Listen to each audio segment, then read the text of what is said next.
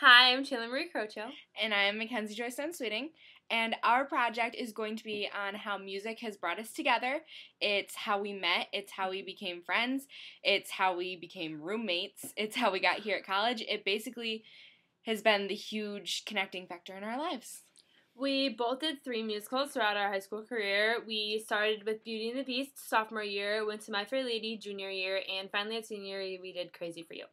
Each year our parts got bigger, more involved, more challenging theatrically and vocally and with movement. We couldn't have done any of this without each other and without our choral director, our acting coach, and our choreographer. They just made all of it happen. They're probably the reason why we are the way we are today. Definitely. First, we're going to start with Beauty and the Beast. I was a spoon. I was a plate. We definitely had kind of a ritual because we went to the same rehearsals because we were the same type of part. And we had rehearsals a couple times a week. We had rehearsals every Saturday leading up to the show, and it just kind of brought everybody in the show together, obviously, through rehearsals. Part of the ritual that started with our first musical and became, well, not became, but we realized is sort of a restored behavior is how we would be together all day. As it was said, we started at school and then we went to rehearsals, but a sort of restored behavior started with where we would eat, what time we would eat, whose house we would spend the night at. It was basically like living together for the time that we were in these musicals. We ate at the same place. We were with the same people. It got to the point where there was no, where are we going to eat tonight? Who's coming? Where are we staying tonight? It was just a restored behavior that felt natural. Definitely. It was, especially during musical season, you knew when it was musical season because there was one certain group of people who usually didn't really hang out together. That was when we all kind of came together like, oh, it's musical season, can't really hang out with you guys, we're hanging out with musical people. And that's literally who we hung out with till the show was over. And that's kind of basically what happened.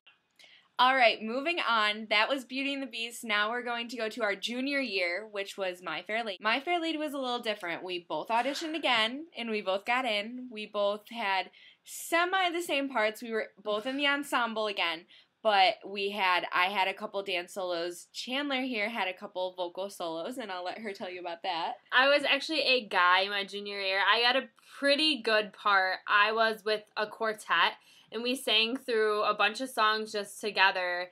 It was really a new experience because I obviously had never played a guy's role before, and it was basically me and our choral director just kind of joking around saying, she just said I was short on guys, and I was like, I could do it. I could definitely play a guy, no problem. Like, it would be a really cool experience. And it was joking, and eventually it became a reality, and I was a guy singing on stage. I had solos and dressed like a guy. It was fun. Just to give you a little bit of background about My Fair Lady, in case you didn't know, My Fair Lady starts out with Eliza Doolittle. She's a Cockney street woman living on the streets of London. She's got the chewing of the vowels, an awful accent. It just makes your ears want to bleed. It's truly awful. And the entire thing starts with kind of a performativity. It starts with a bet that this upper class Englishman can take her and transform her into this upper class lady and pass her off to the queen as a high member of high society. The entire musical just goes through her practicing over and over again, her this ritual kind of her practicing her vowels, practicing how to speak, practicing how to sit, how to act. We also, as our parts, my part, kind of a ritual, kind of part of our performativity was to be the street people. We didn't get to speak like normal people. We were the Cockneys. We had small parts, but they were parts that really helped the show go along, I think. The last musical that we're going to talk about is our senior year. It was actually my favorite. It was your favorite. It was completely my favorite. Both of our favorite musicals. It was Crazy for You. It definitely was. And we were actually both cast as the same role, basically. We were Follies Girls. We were both each one of 10. And we actually were never really friends with some of the girls that we first saw the list of Follies Girls, and we were like, great, these little, sophomores that we don't really know. And actually, by the end of the musical, we were all really good friends. We went to a restaurant together almost every day before rehearsals because the Follies Girls had to rehearse. It was a ritual. We rehearsed every day from the beginning of November till our show in February.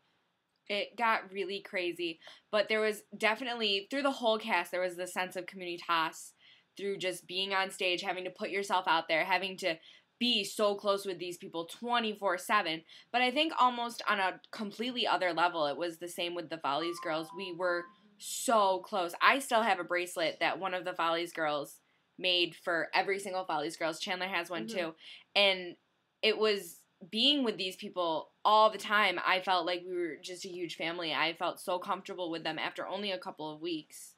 That's basically how all the musicals developed. I mean, everybody by the end of the musical was such a big family. I remember my sophomore year, I didn't really know much of the cast, and by the end, I am now best friends with some of those people that I met sophomore year, and it's all because of musical. What musical does really is it's truly communitas. It brings people together that you wouldn't even think of, people from totally different kind of social groups. It kind of brought us all together, and you kind of just all become one big family. It's really cool. For example, take the two of us. We met when we did our first musical, Beauty and the Beast, that we already talked about. She's sports, she's popular, she has this group of friends that I don't even talk to. I mean, we're civil to each other, but I've never hung out with them. I've never really been their friends. And I have this completely other group of friends, too, that she doesn't really interact with. And we met through these musicals, and it was kind of like a Venn diagram almost. It just, we, like, crossed over. And we've been great friends ever since, and it got us here to Potsdam, both for... she's a theater ed major, I'm a dance major, so they both have something to do with performance, and it got us here as roommates. So it really does show the power of theater and the power of Communitas and what it can do. Now we're going to show you a clip from Crazy for You. It's I Got Rhythm. Just to give you some background on Crazy for You, so this isn't just a random clip coming out of nowhere. Basically what happens is there are the Follies girls, which me and Chandler have already stated we were Follies girls, and there's a man called Bobby, and his dream is to be a tap dancer on Broadway. So he's auditioning every day, and it's just not working out.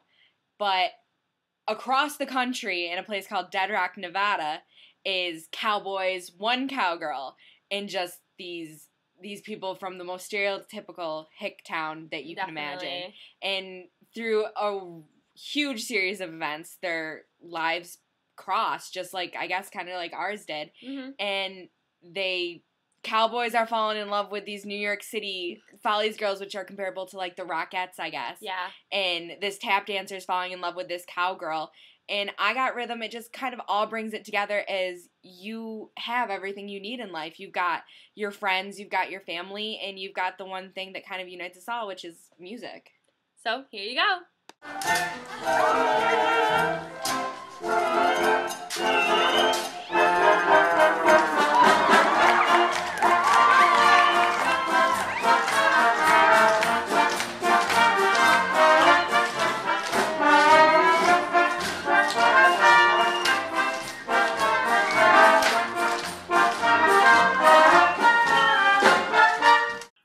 So that was a really awesome number, and I hope you enjoyed it because it was a lot of fun for us to dance to.